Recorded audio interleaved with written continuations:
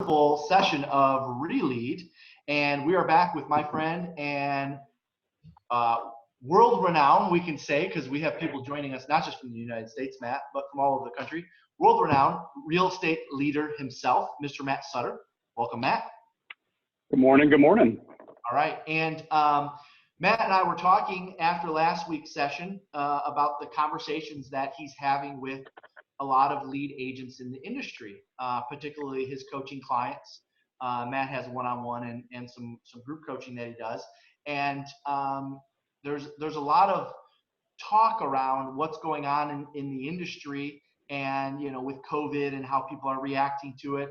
And also, our discussion went down the path of people are making some financial mistakes. And this was prior to COVID. People were making financial mistakes always. That's just the way of life, it seems.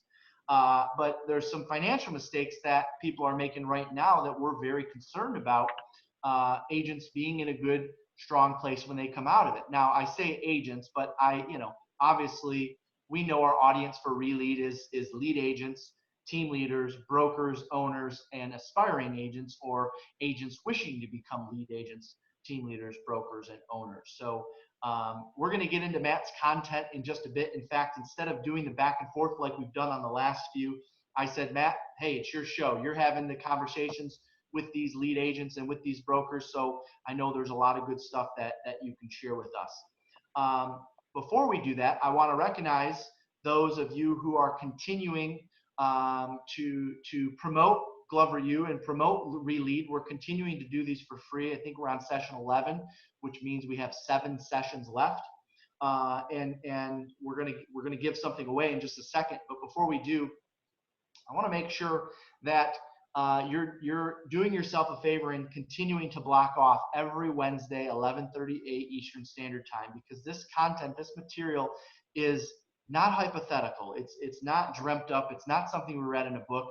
These are things that we're doing right now, things that we're dealing with right now as a lead agent myself and as a broker owner myself. So know that I'm not, just coming to you with stuff that's out of a textbook. I'm coming to you with stuff that's being done right now. So we appreciate you continuing to share some cool ahas, some pictures, some thoughts, and utilizing the hashtag GloverU and utilizing the hashtag Relead. And when you do that, we look for somebody. We scour the internet for someone that used the handle hashtag GloverU or hashtag Relead. We pick someone at random and we send them a gift, which you may have seen if you're friends with people on Facebook. They're posting when they're receiving these gift boxes. And so this week's winner is, drumroll, right? Todd Douglas. Congratulations, Todd Douglas. Thank you for using hashtag GloverU, hashtag Relead. I love the quote there. The secret of change is to focus all of your energy not on fighting the old, but on building the new, which of course is something we're doing here at GloverU with Relead. And you're getting a nice Under Armour polo, Live Unreal polo, which we believe so much in the premise of Live Unreal. So thank you. Congratulations, Todd. Thanks for sharing and for tuning in. All right, Matt, I'm going to turn it over to you because I know you've got an awesome topic that we need to hear. So take it away. All right, Jeff, awesome to be with everybody today. And it's interesting because we're in a time of pandemic, of course, and yet for the past several years in our industry, Jeff, we've really had an epidemic. And you and I have discussed this a lot. And as you and I have dug into a lot of people's businesses and looked at their financials when we're coaching and consulting with them, we're seeing people with $20 million businesses, $30 million, $50 million, $80 million businesses who have profit margins in the single digits. And so the content today that we're gonna talk about, or a minus sign in front of them. Yep. Yeah, I'm being polite, right? I'm being polite there. That's absolutely true. And so the content that we put together for today is really a snippet of a 24-week program that we've developed at GloverU. That's really for those lead agents and those leaders of real estate offices and brokerages that want to learn the necessary skills to become truly profitable. And so obviously this directly applies to anybody that's building a sales team and wants to make sure they're keeping their margins high enough as they grow. And it's also really applicable to people that are leading agents within their brokerages or within their offices, that they're learning how to coach, consult, and train their people to be able to understand this information. And the catalyst, Jeff, behind this content was really a few years ago when I took on a new client. They were roughly 30 million in volume, nearly $1 million in GCI. And when we dug into their business, we discovered they had a profit margin of around 4%.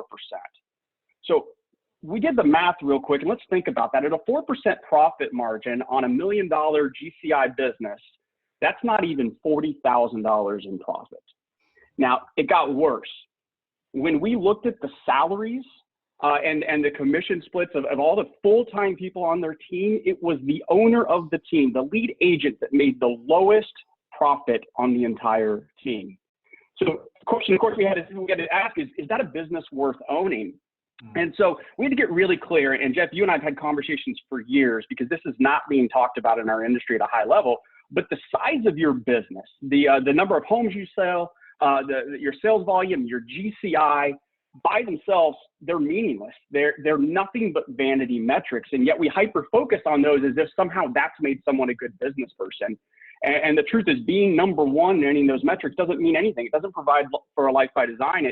The only metric that does is profit.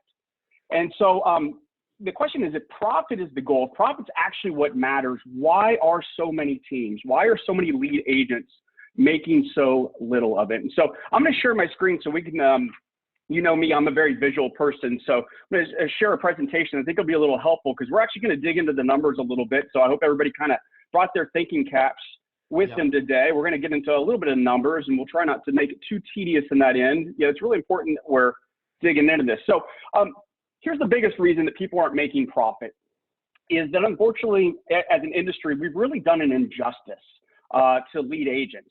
We haven't taught them that there's actually 3 distinct muscle groups that are required for success in building a sales team. Now, the one we talk about all the time, and Jeff, you know, this should be the foundational one. This has to be the first one. So although we're not going to address it today, understand that everything else we're going to talk about today it is a necessary layer on from the first one, which is sales skills. Sales skills are absolutely the foundation of a successful business. And yet in sales skills, we can generate significant income. We can have a lot of cash coming into the business. Yet in this regard, all we ever own is a job. If we're only focused on sales skills, we can never own more than a job. We don't have a viable business. And fundamentally, we can never extract ourselves from any of the minute details that take place within the business. We have to be involved with everything. Yep. And so it's where I really a personality-based business, right? That's what we see. People have a personality-based business. Yep, absolutely. And the problem is that's not sustainable. That's not sustainable when the market shifts. That's not sustainable when strategies have to be adjusted. And so where I've really spent my time is on the other 2 distinct muscle groups. And so the first one, and I could split this into 2, is business skills. And in this phase 1 of business skills, it's really about incorporating the right systems, the right tools, the right models, proven models, right, to create efficiencies and make sure that we're making profit margin, not just growing a big business and yet making less and less money.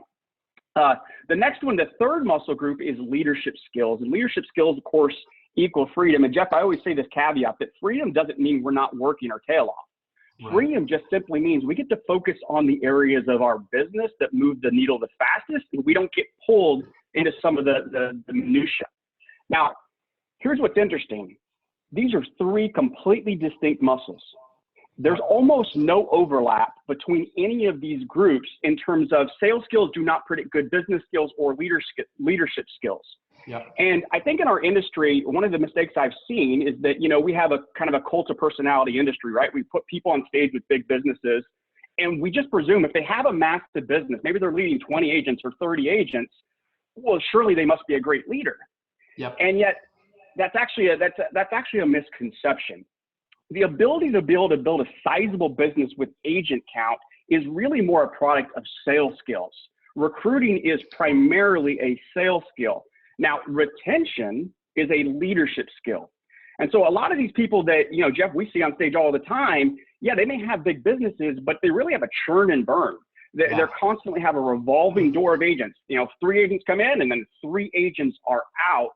Yep. And so where we've really decided that we wanted to focus our energy on is how do we teach lead agents and owners of brokerages or leaders of brokerages, how do they actually develop their business skills and leadership skills? Now, the last one is phase 2 of business skills. We're not going to get on that today. We get into that very deep in our 24-week business mastery class. But this is really the phase 2 of business skills, and this is how you build an empire. And primarily, it's related to how do you scale your business, how do you increase your margins, and then how do you grow the opportunity of the platform to be able to build the empire. Let's dig in. We're only able to do a small snippet today of the larger scale curriculum that we put together, but we're going to look at 4 common, what we call the phase 1 business mistakes that we're seeing rampant in our industry. And so here's what we're going to talk about today. First, we're going to talk about side hustles, all the rage, and we're going to talk about the misconception around how do you layer side hustles or new business lines kind of into your broader approach. The second one we're talking about is moving away from an administrative or operations focused model to early. The third huge one we're seeing a lot is misunderstanding how return on investment actually works. Even the people that actually understand the math of ROI are applying it incorrectly, and we're going to talk about why that's costing them so much money. And then the last one, probably one of the 2 biggest plagues that's keeping a lot of the larger businesses as they grow to be very low profit margin is they have an unsustainable agent comp model. So we're going to hit all 4 of those. Now, Jeff, you know me, I go really fast. Man. We got a lot of content, so I'm going to kind of fillet. By the way, and if I could stop you there for a second, because I know you need every minute you can to get into this. These are 4 things that a lot of people are either 1, afraid to talk about, or 2, don't have anyone to guide them on any of these things, right? Like we talk about a lot of this stuff from the stage, but after that, not a lot of people are talking about these 4 things. So, quite honestly, I wish Relead was like 2 hours long every session, but the problem is we'd lose everyone's attention span. So we got to pack it into 45 minutes. So I won't hold you up any longer, but I love these 4 topics. I love these. There's a reason why we continue to involve you in this stuff. So thank you. Go ahead. Sorry. Yeah, appreciate that, Jeff. No, that's a perfect transition. And so let's jump into the first one, which is side hustles, or what we really call the lack of sequential progression. And so first off, we know that side hustles, multiple streams of income, they're all the rage. Everyone likes to talk about these side hustles that they have. And let me be really clear. I mean, both you and I own multiple businesses. We both have multiple streams of income. And so I'm all for multiple streams of income. Yet when you look at the people that have actually built wealth over time, they look at side hustles or multiple streams of income very different than the average person out there in the marketplace that's talking about it. And so here's what happens with side hustles and why doing them in the wrong sequential order can really be catastrophic for pretty much every endeavor you're pursuing. So here's what we know. Success is sequential, not simultaneous. At the end of the day, we can really only apply the majority of our time in any given moment to one thing. And, there's an old analogy that you and I have heard a million times, but if I was to take someone and drop them off in a meadow and then release 2 rabbits and tell them to catch both of them at the same time, we know they're not going to catch either. Because the truth is, the second they veer off and start chasing after one, then they're going to see the second meander off the other direction, and they're going to pivot and start trying to chase the second. But of course, the first continues to run around. We can't catch 2 rabbits at the same time. So what happens is that instead of us pursuing one thing with all of our momentum and mental power, we basically get the equation of one thing plus nothing else equals the fulfillment of that one thing. In other words, if we put all of our energy into that one thing, over time, we're going to accomplish that one thing. Yep. When we start introducing side hustles, though, or try to build other business units out simultaneously, what happens is it's just like the rabbit thing. We spend half of our time over here and half of our time over here. But of course, there's a gap in between the time that it takes to pivot from one to the other. There's a mental drainage that happens along with a time drainage that happens. And so instead of 1 + 0 = 1, we have the equation of 1/2 + 1/2 only equals 3/4. All right, so the last thing about side hustles, because by all intention and purposes, we do believe that when you build one business unit, you are then able to layer on the second business unit once you're able to leverage certain pieces out. And I'm going to show you what that looks like in just a second. But here's a fundamental question I have for anybody on this call that's presented with all these side hustles on a random basis. If someone's presenting you with a side hustle and it's so much better than what their main hustle is, why don't they just spend all of their time doing the side hustle? I love that. Can you repeat that, please? Yeah, if someone presents you with a side hustle and it's so much better, so much more lucrative than what they're doing as their main hustle, why wouldn't they just go spend all of their time on the side hustle?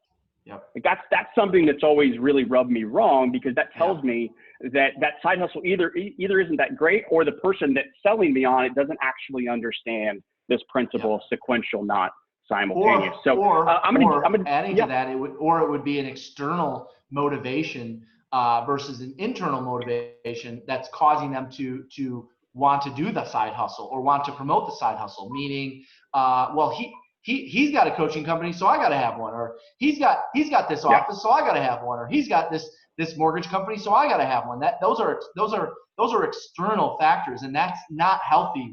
That's not how you start a business. It has to come from in here first. There has to be reasons and passion and desire and whys behind it, right? Yeah. So love that. Yeah, well said. I appreciate you bringing kind of those emotional elements in there, because that's something we weren't factoring in here, and yet it's extremely relevant.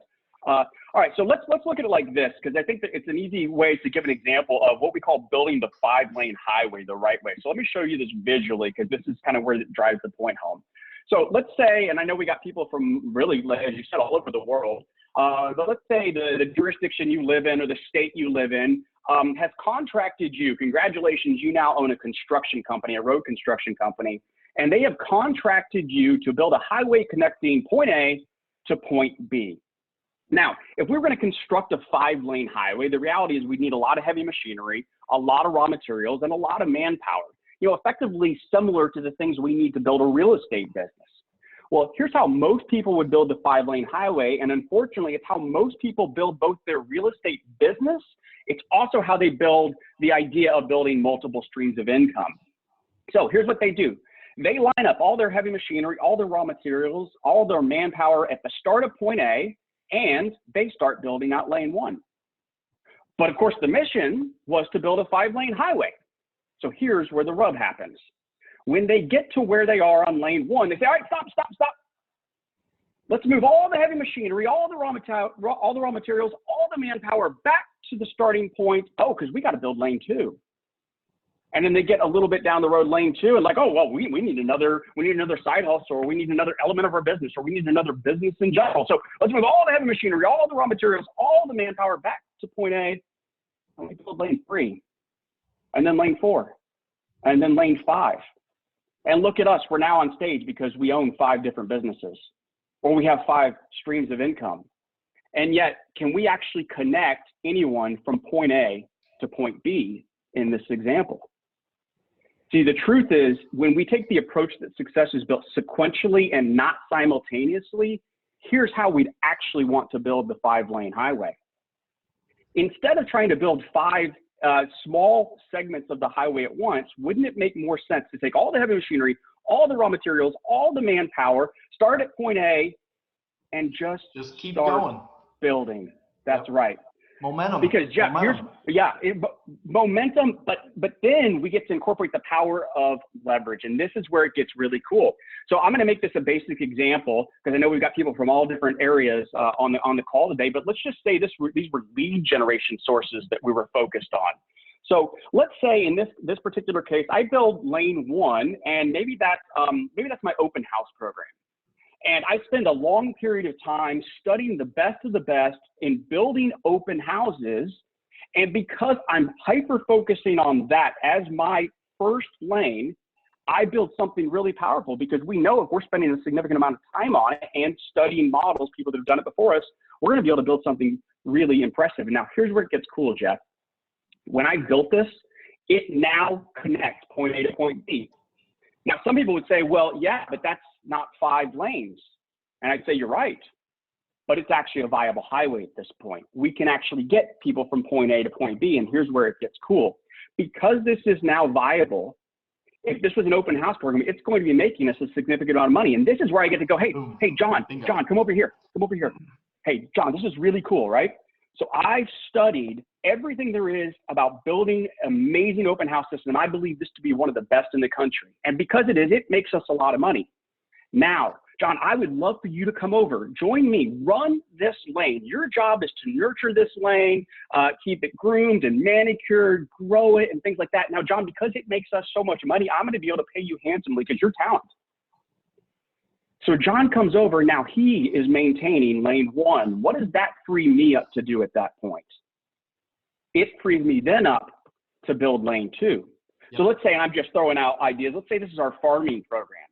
And so I spend the next period of time really developing a highly comprehensive, sophisticated farming program, something that's generating a lot of GCI, that's running with a lot of efficiencies. And I get that built out, and then I get to say, hey, Susan, come over here, come over here. I got an amazing opportunity for you. I know you're really passionate about marketing and thinking through farming systems, and we built this foundation here. All I need you to do is nurture this, grow it, groom it, and keep the returns coming. Now, Susan, because this is making us so much money, I'm going to be able to pay you handsomely because you're talent. Now what happens? I now have 2 lanes operating. I get to go build a 3rd. And so let's just say that's our social media program. Doesn't matter what it is in this case. Yep. And then 4, and then 5. Now, Jeff, at this point, this is where it gets cool. I now have a 5-lane highway, and I'm not directly responsible for managing any of the other lanes. So at that point, then, if I want to go pursue another business opportunity, if I want to go spend my time in a side hustle, and I hate the term side hustle because we go deep into something, but if I see an opportunity to go deep, look, I've got this 5-lane highway in my sales team that's now generating a lot of income that's even then going to go fund whatever that next venture is, but I'm not getting pulled back into it. Does that make sense? Total sense. I love that you articulate it that way because I think there's probably some good leaders out there, and there's a lot of good leaders on this session that are like, either one, they're saying, oh yeah, that's how I did it. Or they're saying, crap, I did it the wrong way. I did it the first lane, second lane, third lane. I tried to do it all at once. So I love how you articulate it like this. Well, for full transparency, I like to say I'm an expert in each of these 4 things I'm talking about today because I learned the hard way through each of them. So I want to be really vulnerable and transparent on that. That's why I started studying this, is because I had made so many mistakes.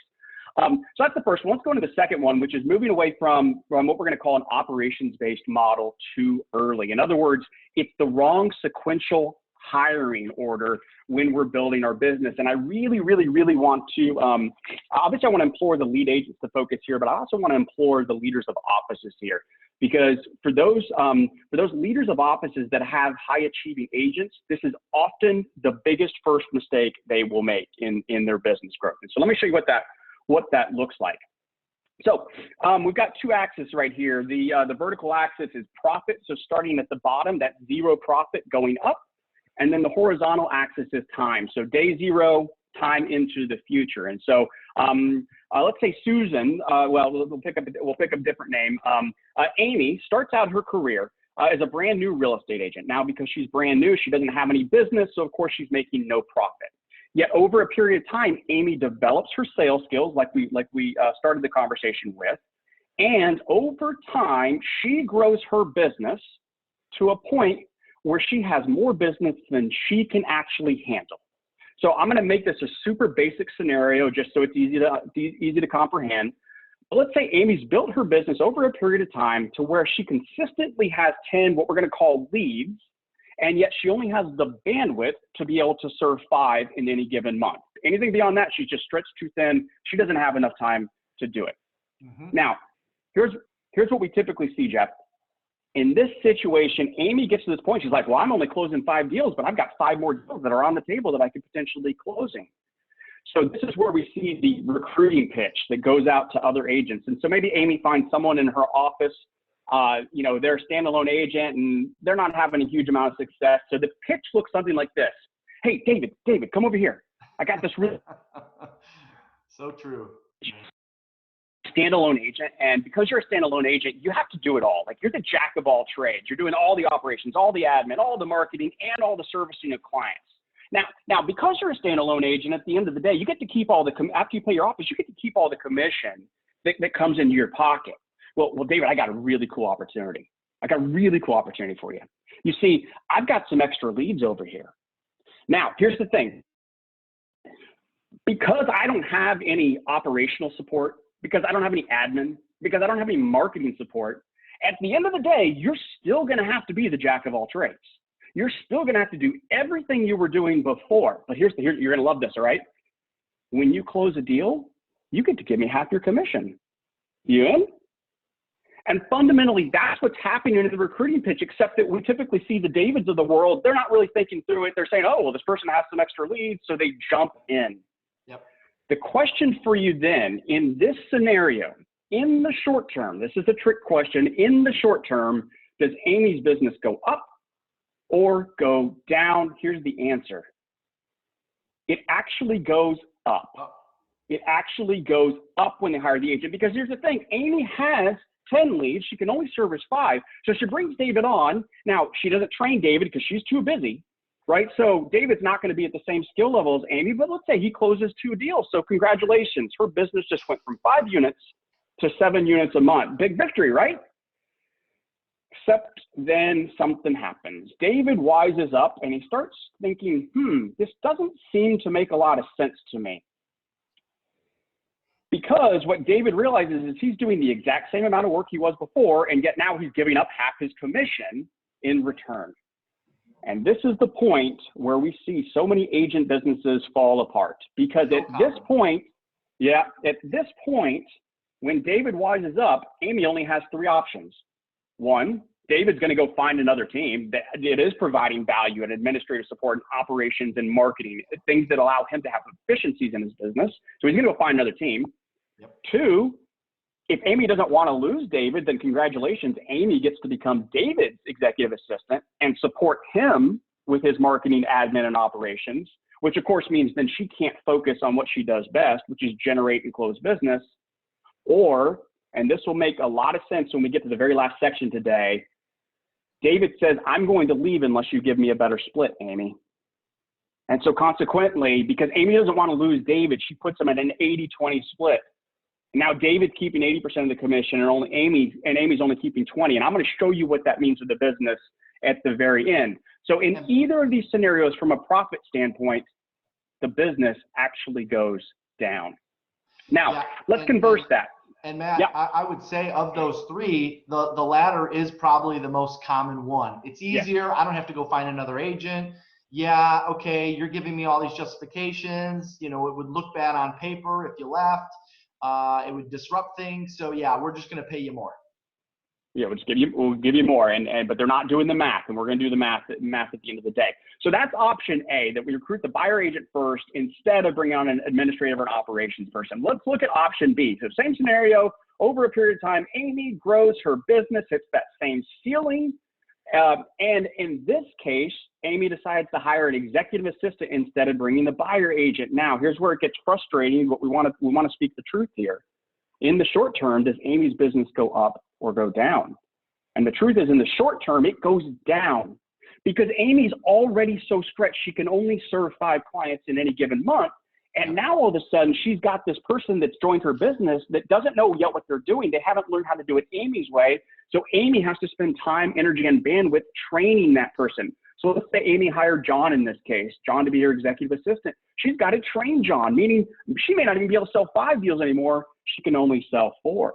Yep. Except what happens is, if Amy's hired John correctly and got him trained, after about 90 days, John should be able to own a lot of that administrative operations and marketing bandwidth, meaning Amy no longer has to do it.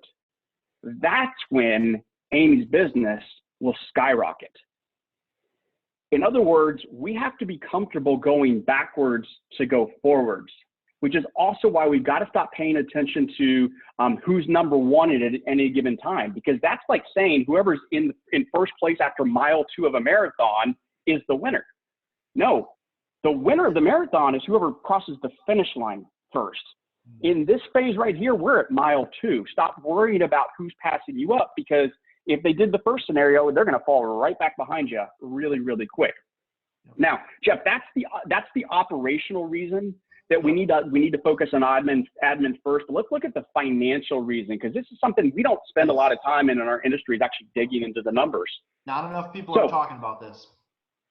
No, they're not. I mean, that's why this made this content so in demand for us. And so let's look, same scenario, but let's actually look at it from a number standpoint. So Amy grows her business, and let's say she grows it to 10 million in volume. That means her GCI, if she was making a 3% commission on every deal, is about 300,000. Now, let's say in this scenario, half of Amy's business is buyers. So then that means half of 300,000 is going to be the buyer side GCI, or $150,000. Let's go back to our two options. In this case, let's do option one. Amy hires the executive assistant and pays the executive assistant $40,000. Amy is then left over what we're going to label gross income prior to overhead. In other words, gross income prior to overhead is the amount of money Amy has left to cover all of her other expenses, plus keep whatever's left over as profit. All right, so that's option one. Option two, she hires that buyer agent, puts them at a 50-50 split. Well, if our buyer side GCI is $150,000, that means that buyer agent is making $75,000 on that 50-50 split. Look at the difference in gross income prior to overhead. And because we're going fast, I'll do the math for everyone. That is a profit difference, because we're going to assume all the other expenses are the same. That is a profit difference of $35,000. In other words, Amy could have effectively hired just about 2 full-time operations people for the same it's costing her to have that buyer agent on the team. But wait, it gets worse. Because in this case, in either scenario, either option one or option two, Amy could have easily grown the volume of her business. Now remember, don't confuse volume with profit. She could have easily grown the volume of her business with either one of them to 15 million. Hold on. That's a 450,000. Those following along, you might need to move your, just grab your thing and move it around. May need to do a little bit.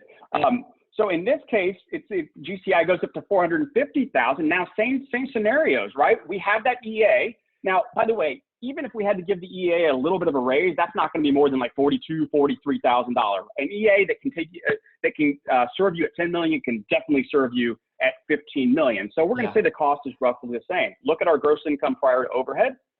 But then, of course, option two is we have that same buyer agent on that 50-50 split. Now look what the buyer agent is keeping as commission and what happens to our gross income prior to overhead. Again, to move this along, that is a profit difference of $72,500. That's $72,500 that either could have been reinvested in the business or could have gone to that Amy's family, right? And in this scenario, Amy could have basically hired 3 full-time operations / marketing / admin people for the same cost as that one agent. There is a sequential progression to hiring. And Jeff, we get really deep into that in our 24-week business mastery class.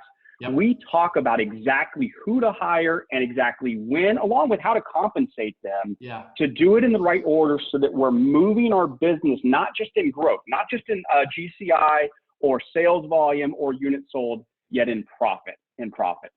Yep. All right, let's go to the next one. Next one, the third one is misunderstanding how ROI, return on investment, actually works.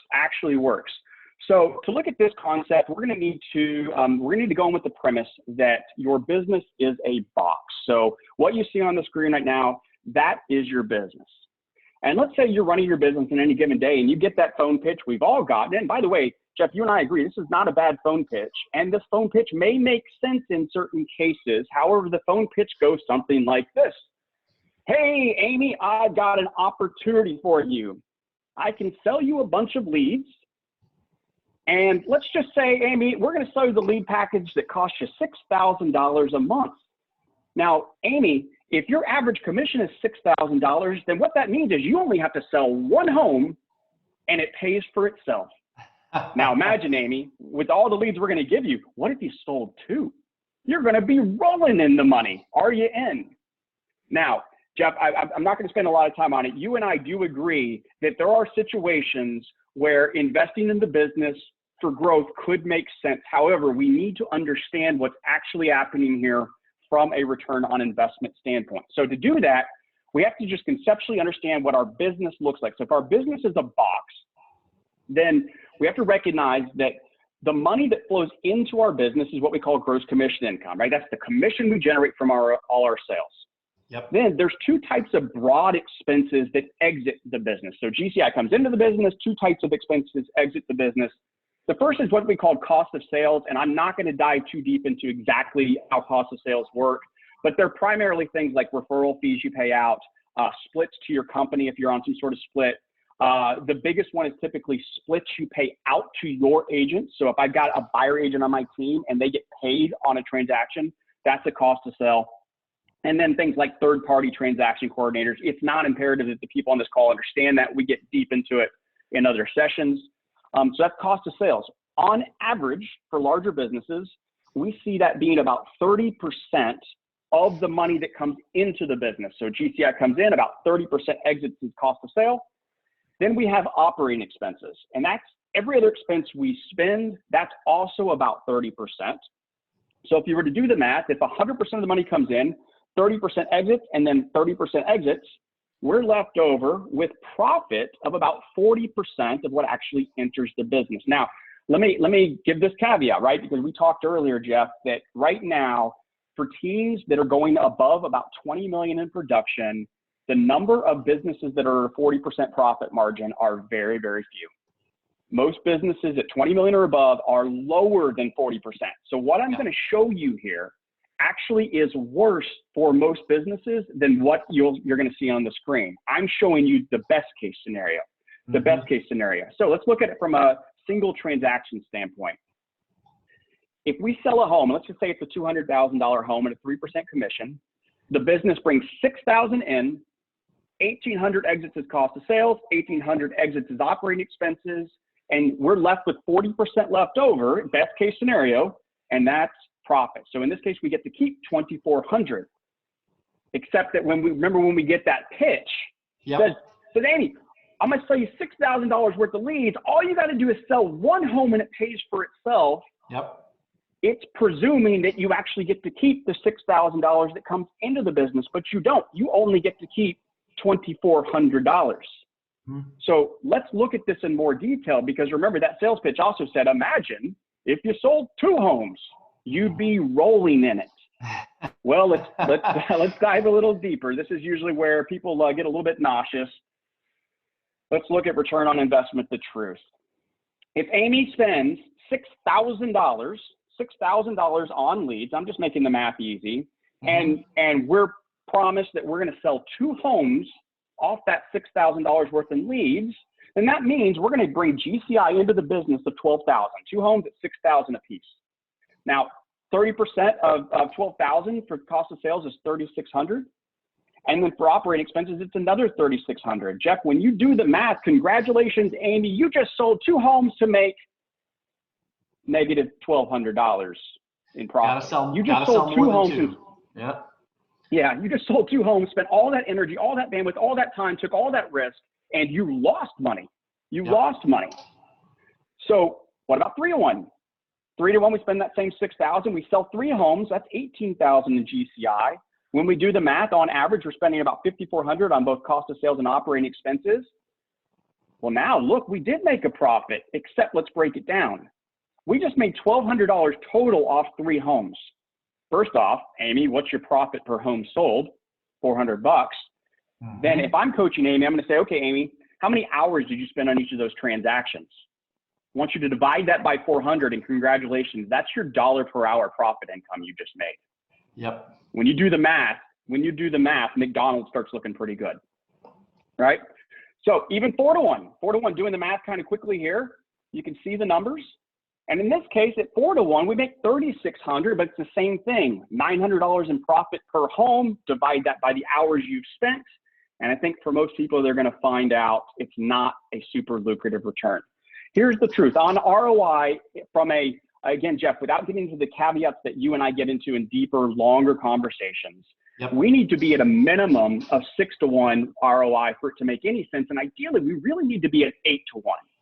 And the reason is because we have a lot of expenses that don't actually generate us a return on investment. Like every time I buy signage or lock boxes or pay my realtor dues, I'm not making a return on an investment.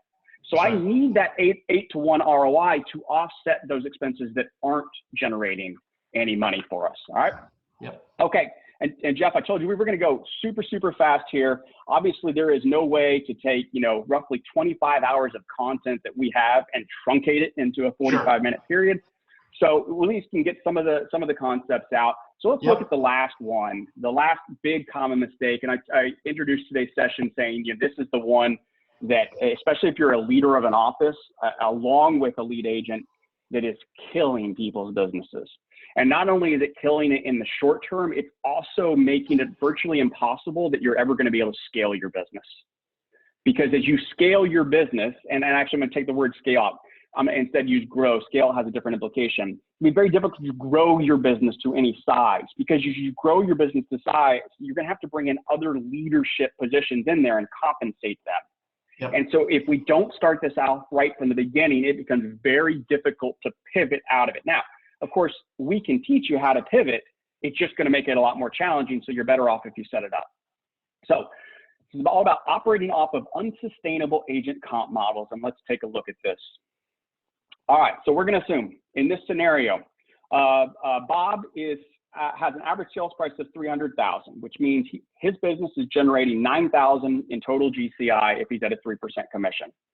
Now, again, if we're spending 30% in operating expenses, that means $2,700 is exiting the business per transaction. Yep. So now let's look at Bob's business if he has no agent. Let's say that 30% operating expenses is really just going to, his admin and some of the other, operating components of his business. So in the first scenario, Bob has no buyer agent, which means Bob is the servicer of the business. In this scenario, the business then gets to keep 100% of that GCI. They're not paying any of it out to any of the agents on Bob's team.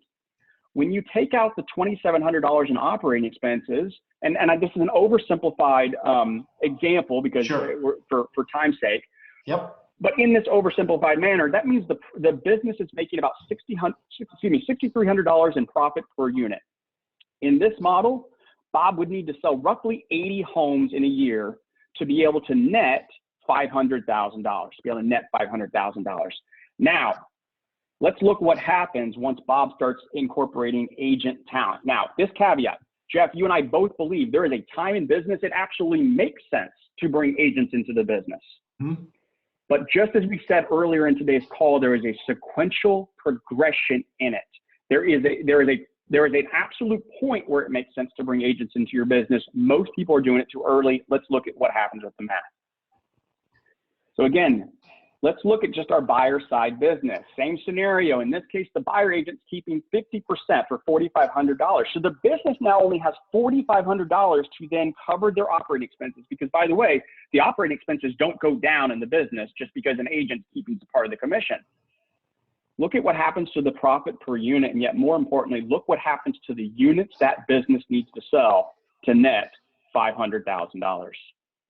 It's sobering. Except remember, in example 2, we talked about if we don't have a great value proposition, agents start pushing us for higher splits, which by the way, lead agents and leaders of offices, it's not the responsibility of the agents on teams to understand this. You're the business person, it's your job to understand this. Let's look what happens when we start increasing their agent splits because we either don't want to lose them or we don't have a compelling value proposition to use as the foundation. So here's what happens at a 60-40 split. Jeff, look at the number of units necessary to net 500K. Wow. About 70-30. Hey, congratulations. At a 70-30, Miss Business Owner, you make $0 in profit for every buyer side deal being sold. 80-20, because we see a lot of teams on this, 80-20. Congratulations. Every time one of your buyer agents sells a home, you lose $900. You lose $900. Now, Jeff, I'm going to end this component on this thought, is that right now there's a lot of agent teams that are going to say, well, no, we actually have good profitability. The reason they have good profitability is because of the Rainmaker's production.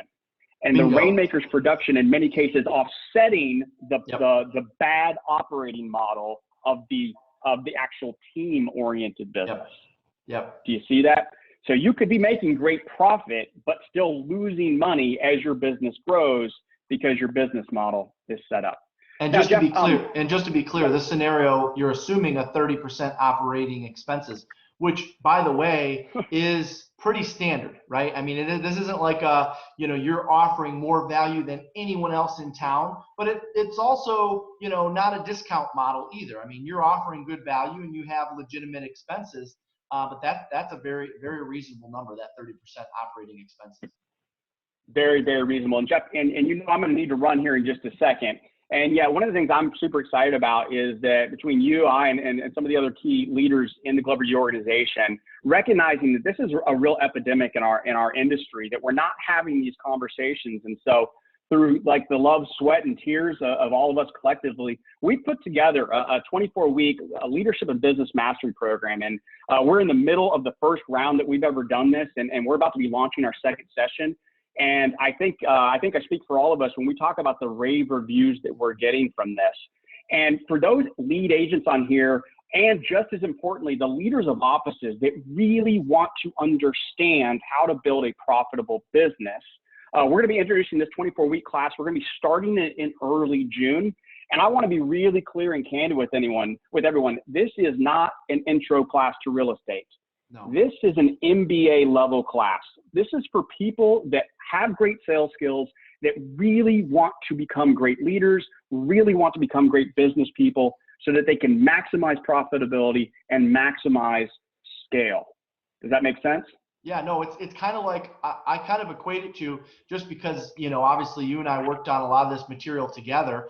I kind of equate it to, if I wanted to open a McDonald's of real estate, what would I need to know and do to do that? And then be able to duplicate and grow. That's kind of like taking everything that you would think of to open a McDonald's, but turning it into a real estate business. And then, okay, now how do I do that in this industry?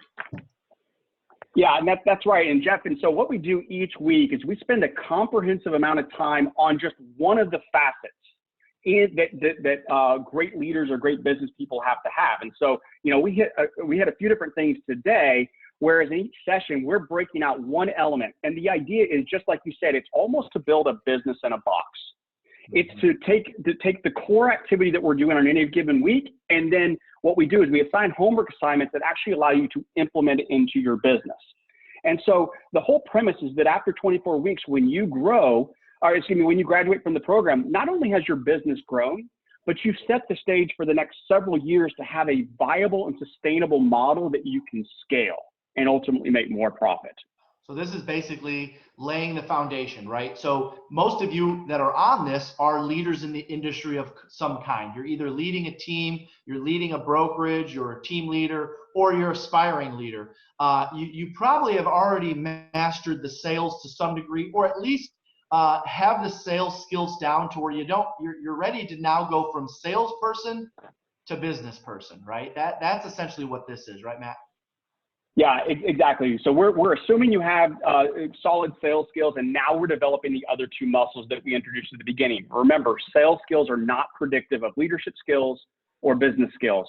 So I tell you what, Jeff, and then I'm gonna need to run. For people that are interested in more information, we've got some great info at gloveru.com/business mastery, and certainly they can reach out to me at Matt Sutter at Glover U if they have any questions, or they just want to talk through the content and curriculum to see what's right for them.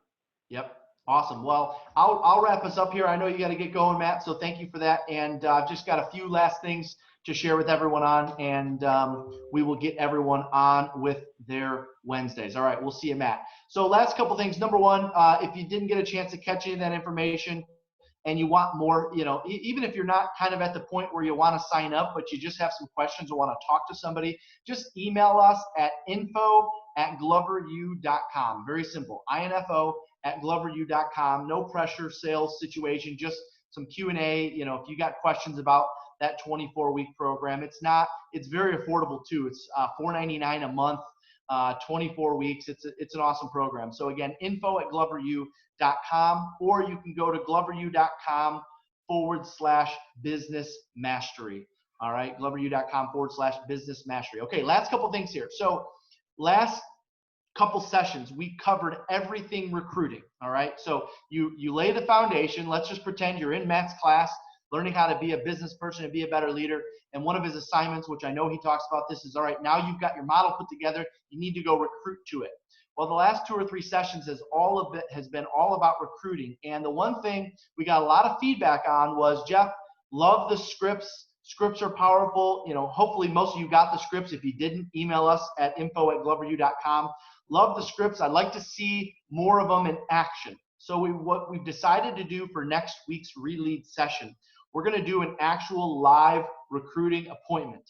All right, so I'm going to be the broker, owner, team leader, lead agent, whatever you want to call me, and I'm going to show you an actual live recruiting presentation from start to finish. So I know we got you the scripts. Hopefully you got your hands on them, but we're going to actually show you exactly what that looks like. That's taking place next Wednesday at 11:30 Eastern Standard Time, as we always do. All right. Also, if you haven't had a chance yet, make sure you're signed up. I know most of you already are. Make sure you're in the Glover U Inner Circle Facebook page. If you're wondering, like, hey, what are some of these topics? Where can I get more information? Search Glover U Inner Circle on Facebook. You'll find everything you need to know.